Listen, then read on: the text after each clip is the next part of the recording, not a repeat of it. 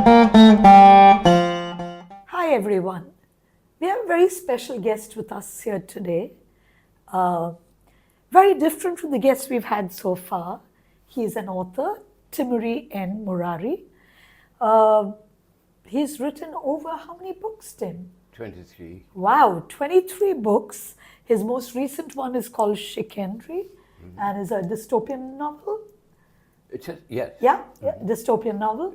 And one of my favorite of his books is the one called A Temporary Sun. And if you haven't read them, you should pick them up and read them. You'll enjoy it. But today, Tim is not here to talk about his books or his experiences as an author, but more his experiences as a child. And he grew up in Kilpok, Chennai. So, have you been to Kilpok recently, Tim? Well, quite recently I lived there. And how much has it changed? Oh, it's changed hugely from the time I was there, because I'm now living in the house I was born in. Oh, lovely. And at that time, it was set in a very, very, very large garden. Okay. And I grew up with my grandmother and grandfather. My mother died when I was just 3 years old. So it was there. I had one brother, two sisters older than me, who were the ones that took and looked after me. Okay. So we had a lot of space, and of course, my sisters dominated, of course, but we learned all our games there. Okay. And certainly, because my father and grandfather were very well-known cricketers, cricket was part of our very early childhood, both for brothers and sisters, because we had a cricket pitch in our garden. Oh, wow. A practice pitch, I should add. And as I said, there was a lot of space. And the main games I remember playing were, of course, Gilli and Dandu. Oh, lovely. And I got to be pretty good at it. And didn't have it ready-made. We had to cut the... And whittle down the yeah, sticks. whittle down the sticks and that. So my brother and my sisters, we'd play that sometimes. Yeah. And also popular there in school as well as at home were marbles. Which yes. I had a fine collection of marbles, of which one spent all one's pocket money trying to buy beautiful marbles and to play. And they had names, didn't they? Some of the marbles. I mean, special colors. Oh, it had wonderful colors. I mean, interior colors, Yeah. beautiful marbles. And at that time, there was such a huge selection, but everybody played marbles. So you kept looking for a more beautiful one. And when you're playing, you're trying to capture someone else's marble. Which is more beautiful than yours. Yeah, it's more beautiful than yours. Or often than not, you lost your beautiful marble and the other person was a better player. So that was a very popular game in school, especially. And played it for 2 or 3 years. And during the kite season, of course, that took up a lot of our pocket money to buy the kites and the manja, the thread and manja it. My brother was the expert. And making flyer. manja? No, flying it. Okay. Of course. And did you fly it in your garden or did you go down to the beach? No, we flew it in the garden. Okay. Because there's enough space for it. And my brother was always borrowing my pocket money to buy kites, because he was quite a fanatical kite man. But I enjoyed that, flying. Did you ever make your own kites? We tried a few times. It's trying to get that bamboo to bend and do that, and getting the paper right. Yeah. So we tried it 2 or 3 times, but often as not, the kites would just go down. So we decided it better to just spend the money and Buy the kites. a professional kite maker who was just down the road from us. So you always knew when we were hovering around waiting for him to make a new kite. So that was something that we did. And also another popular game we played was rounders. Okay. I don't know what you know about rounders. It's a bit like baseball. Yeah. Except for the tennis ball, and you had to run 4 squares. Yeah. So that was, so all these games depended on the seasons. So it was. But rounders, you need a bigger team, so that was more in school than at home. Yeah, that was more in school. Yeah. Rounders is a school game. Well, at home, it was marbles and gilly and dandu. What about with your grandparents? Did your grandmother ever teach you any games? No, my grandmother wasn't a games expert. Okay. And she probably knew them, but she spent more of her time on mythology. Okay. Because I learned the Telling Mahabharata. you stories. Stories in Telugu, but also the Mahabharata, Ramayana, I learned through her telling. Okay. So she didn't tell me exactly what games Okay. she played as a child. Okay. And as I say, my grandfather was a cricketer, so he ignored us with these other things. His focus was just on his cricket. Yeah. On his cricket. My father, he was, during the war, he was in World War II, of course. Okay. And based in Iraq for many years, and then in Lahore. Mm-hmm. So you were saying you played a lot with your brothers and your brother and sisters at home. What about neighbors, children in the locality?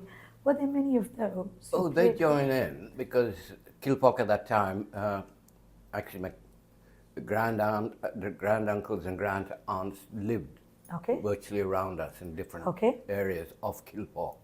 So they were always So you had visiting. cousins. So I had my cousins come in. So I grew up with actually quite an extended family of my relations around me. And they would also come and play whenever, because we had the space. Yeah. And it was a very innocent time growing up at that time in Kilpock, Madras. And that's where, and then as I say, we spent... And then you lived in the UK for many years, but chose to come back to your childhood home. Yes, I've been away for 30 odd years, so there were some problems going on here, so I had to come back, and my father was alone, and he passed away, and so I stayed on. The nostalgia factor, childhood memories, happy memories? Mostly happy, but no childhood is perfect without some kind of pain in it, and so I did have some problems with my family, and my mother dying and everything created other emotional problems. So do you remember any of your friends from school or your neighborhood who used to play with you? Mm-hmm. Are you in touch with any of them? I'm in touch with a few of them, one or two, because the others tragically have all left the planet Earth. Oh. The last one, who is really from school days, is lives in LA and calls me every now and then. Okay, but he's the last of my classmates who I knew in school. And I was in Loyola College for a year, and my friends, they were AC and Munir Sait and all that, so I'm still in touch with them. But my school friends, unfortunately, my good friends, have sadly gone away. If you were to remember one memory that is particularly special related to playing the gilli danda or marbles, can you share that with us? That's let's see. You can take your time, don't worry. Something specific that stands out. Or any other game, even if it's not that. Well, my other games are cricket. Well, of course, because the gilli and dandu and all that, as I said, I played with those schoolboys. Many of them were Anglo-Indians who left, because this was just after independence in the early 50s. And the ones I grew up with and played marbles or gilli and dandu with, I remember their names, but I've long lost touch with them. How because sweet. They went, Andrew Niss, Malcolm Laird, and one or two other Fernandez brothers. So I knew a lot of them, but they all left. But you were hand whittling the gilli and dandu. We had to do that because there was no ready, because I noticed in your exhibition there is gilli and dandu, beautifully made. Yeah. And painted, but we didn't have any. Never had a ready-made one. No. So you would look for the right stakes and Yeah, climb the yeah. trees, break them off. Yeah, that's what we used to do. So that's what. So specific memories are a bit No. blurred, as I say, Okay. but a lot of them have gone. Did you play any indoor games at all? Indoor games, apart from cards with my grandmother, who insisted on playing cards. Interesting. What, she used to What play did you play with her when you played cards? Whist. Oh my! So we had to play whist with her. I've long forgotten how to play it, but she always had a pack of cards lying there on the table, so if you And wandered play in, whist. she'd come and play cards. And was she good at it? Were you good at it? She was good at it. And We weren't, because we were children, and playing cards was sort of, we were impatient to go out and play or do something. Either climb trees or chase each other. So the playing cards was an imposition that we had to give in to to play this duplicator and keep her occupied. Yeah, that sounds interesting. Yeah. I would not relate to cards and your grandmother at all. But that's interesting. So, and were there a lot of trees in the garden where you lived? Huge number of Lot of trees and tree- lawn.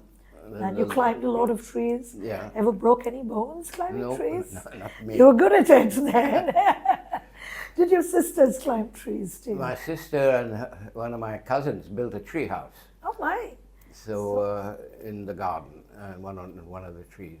And And that is quite unusual back then when girls were, I think, a little more no, these two were quite feminine. feisty, and so they built this so no boys were allowed Oh, in the tree house? to get into her tree. So that's Padmini and my cousin called Lalita. So that was part of it. Did you ever try sneaking in when they were there? No, she was very watchful. Didn't really want to get into problems with How me. much older than you was she? She's 4 years older. Okay. And actually, after my mother died, my father had to go to England on work, so she and I went with him. We were there for 2 years, from the age of 4 to 6. Okay. We lived in England, and so he sort of lost touch with a lot of what I grew up with Okay. as a child. But these are fabulous memories, Tim, and as fascinating as some of your books. And I think it's just fascinating how different things come out through games. I mean, just the story of the tree house and how your sister kept you out, I find so amusing. And playing whist with your grandmother. But thanks again, and Well, thank you for having me on your... thanks for this very fascinating, entertaining series of stories you've told us. Well, And, it's a pleasure to be here. thank you. Thank you very much.